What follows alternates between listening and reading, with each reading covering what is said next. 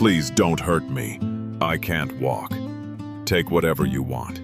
Just leave my daughter alone. In a dark alley in downtown Chicago, a powerful CEO was on her knees, her legs paralyzed by a chronic spinal condition. Facing two aggressive muggers, she couldn't run, and she couldn't fight back.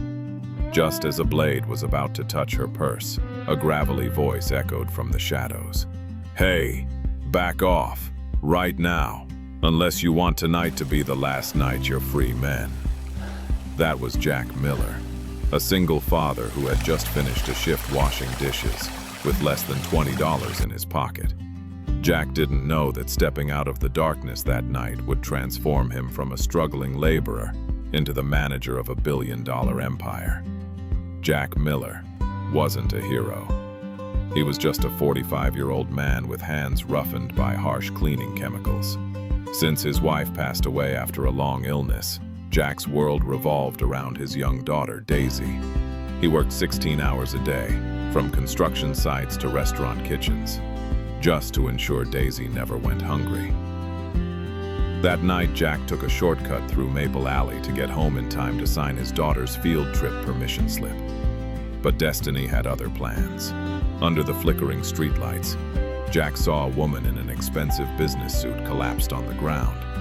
Beside her, a little girl in a yellow raincoat was trembling with fear. "Back off! I'm telling you for the last time. I've worked construction and warehouses for 20 years. My hands aren't afraid of a fight. Leave that woman alone and get out of here before I change my mind." The two thugs saw the nothing-to-lose look in Jack's eyes. Terrified, they dropped the bag and vanished into the rain. The woman was Elena Vance, CEO of a top-tier media conglomerate. She suffered from degenerative disc disease. In moments of extreme stress, her legs would lose all sensation. Jack helped Elena into his battered, rusted pickup truck. He had no idea the address she gave him led to the Gold Coast, the wealthiest neighborhood in the city. When the beat-up truck pulled up in front of a guarded mansion, Jack simply offered a small smile. "You head inside. I need to get home to Daisy. Don't take shortcuts at night anymore. There isn't always a dishwasher passing by."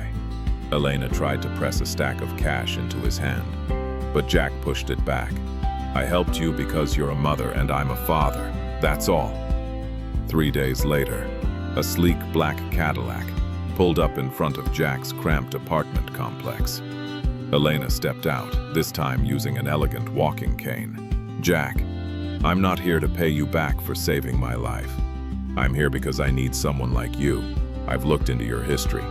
You were fired from that construction firm because you stood up for a worker who got injured on the job, right?"